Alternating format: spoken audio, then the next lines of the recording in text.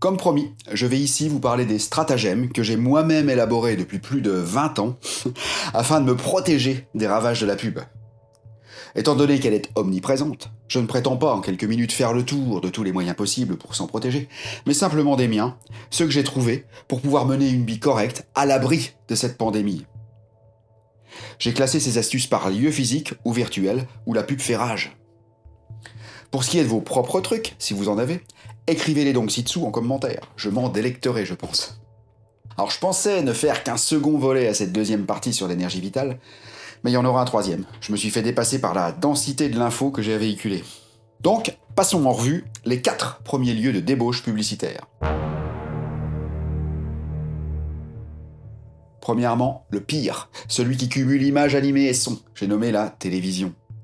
Vous avez pu remarquer que la pub est réellement partout, sur les chaînes commerciales. Parfois, on trouve un bout de programme intéressant au milieu de cette marée noire, c'est un petit bout, hop, terminé. Donc mes conseils en rapport avec ce média est de vous arranger à ne regarder et écouter que les séquences qui vous intéressent, de séparer le bon grain de livret, si j'ose dire. Alors nonobstant l'erreur de simplement en posséder une, le pire comportement à adopter est de la laisser allumer pour avoir une présence. Autrement dit, entendre tout ce qu'elle déblatère tout au long de la journée. C'est le plus sûr moyen d'être profondément infecté de manière complètement clandestine. Et là, je pense notamment aux femmes au foyer, qui laissent la télé allumée toute la journée pendant qu'elles vaquent à leurs occupations. Ou aux étudiants, qui ont l'habitude de bosser leurs cours avec la télé en fond. C'est incommensurablement nocif. Vous vous empoisonnez à petit feu. Bossez donc dans le silence, ou au pire sur fond musical. Mais de CD, hein. Pas de radio, sinon on retombe dans le même piège avec les coupures publicitaires. En fait, on ne devrait allumer cette boîte à caca que pour regarder le programme qui nous intéresse, en neutralisant tout ce qui ne s'y rapporte pas. Et là, je pense surtout au son. N'allumez votre télé qu'à l'heure annoncée du programme, en tenant compte qu'ils seront forcément en retard car ils jouent là-dessus. À l'heure dite, ils vous assomment de pub lorsque vous êtes le mieux disposé, car vous attendez votre programme favori. Allumez la télé donc avec le son à zéro. Et mettez votre main devant les yeux comme ça de façon à cacher 95% de l'écran, et en regardant juste le coin supérieur droit où s'affiche généralement le logo de la chaîne. Et il est parfois à gauche, mais c'est plus rare. Lequel disparaît pendant la pub. Ça veut dire que si vous l'apercevez, il y a de grandes chances que ce soit le programme que vous attendez. Je propose ce truc de la main, car même sans le son, voir l'image du spot publicitaire gravera la marque dans votre subconscient et paf, un point pour eux. Même chose pour les coupures publicitaires. Lorsque vous voyez l'écran du CSA annonçant les pubs, bondissez sur la télécommande pour en couper le son et regardez complètement ailleurs pendant en gros 5 à 6 minutes et testez le coin supérieur droit pour voir quand le film ou autre recommence. De cette façon, si vous faites ça à chaque fois, avec la pratique et l'habitude, aucune marque, aucun logo, aucun son ne pourra vous atteindre et vous pourrez profiter du programme sainement en étant immunisé contre le poison. La ruse est finaude, n'est-ce pas? Et c'est la seule technique qui protège vraiment. Si c'est un programme enregistré ou si vous utilisez le contrôle du direct, passez les pubs en avance rapide, imprime la même substance dans votre subconscient. C'est comme si vous les regardiez. Faites gaffe à ça aussi. J'ai pu remarquer aussi que les médias arrivent à détourner l'écran d'annonce du CSA, surtout celui qui est censé clôturer la page de pub. Ils vous mettent l'écran et juste après on profite pour vous dire « Et voici votre film avec truc-muche et bidule ». J'aime bien le « avec », comme si le film que j'attendais avait été créé par ces marques.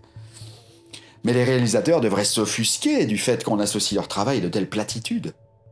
En tant qu'auteur-compositeur, si jamais on associe un de mes morceaux à une marque de bagnole, de lessive ou de surgelé, je crois que j'irais direct porter plainte. Votre film avec. Mais quelle infamie!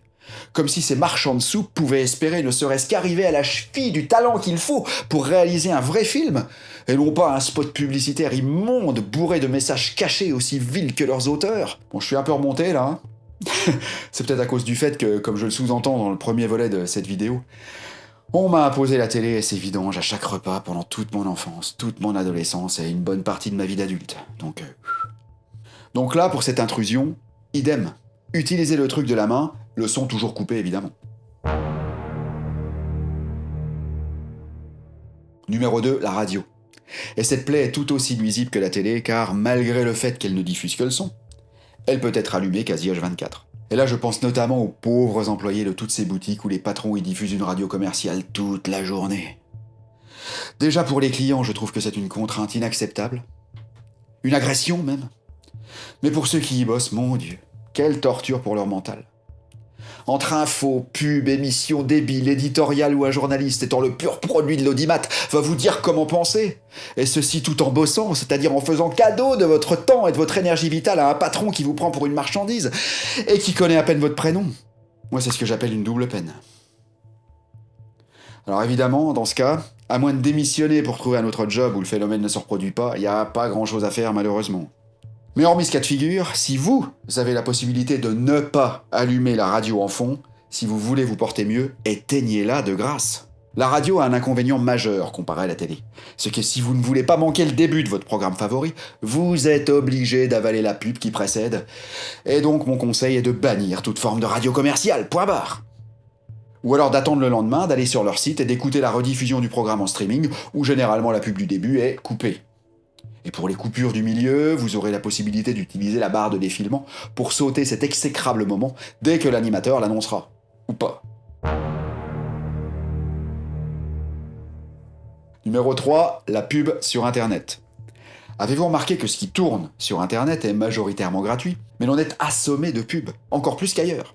Naïvement, on vous laisse aussi le choix, un choix de dupe, à mes yeux, en vous proposant de cibler vos publicités, en vous expliquant bien que vous ne pourrez pas les supprimer de toute façon.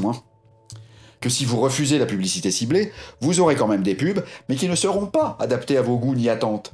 En gros, ils vous disent « Vas-y du con, choisis entre la peste et le choléra ».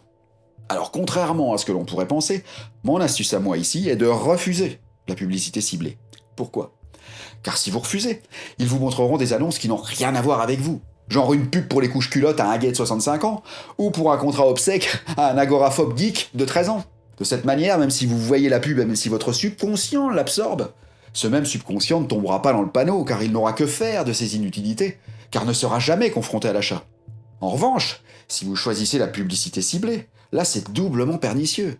Ces annonces ciblées, bien que censées moins vous déranger, car vous serez en territoire connu, où l'on vous fera miroiter votre propre zone de confort, sont extrêmement nocives, car vous avez 10 fois plus de chances de cliquer dessus et de tomber dans le panneau d'une manière complètement innocente. Avec au final un porte-monnaie automatiquement léger. Personnellement, tout comme j'ai pris l'engagement le 11 novembre 2013 de ne plus jamais toucher au tabac, j'ai pris, bien avant cette date, l'initiative de ne jamais cliquer sur une pub, quelle qu'elle soit. Même si j'ai réellement besoin du produit, même si j'en ai envie, même si j'avais préparé le budget en prévision de tomber sur l'occasion, même si ça tombe pile poil au bon moment, même si, jamais, au grand jamais, je ne suivrai le lien en question. Dans ce cas, je renonce à la tentation, je détourne mon attention en me concentrant sur l'objet de mon surf et c'est tout. Et puis ça passe, je vous assure, ça passe. Lorsque j'achète quelque chose, je prends l'initiative d'aller moi-même sur le site, je prends l'initiative de... Je compare ensuite plusieurs sites pour trouver le plus avantageux, je regarde aussi si ce que je cherche existe en occasion, et je fais ça plusieurs jours de suite. Même si je pense avoir trouvé le bon, je n'agis jamais sur le moment.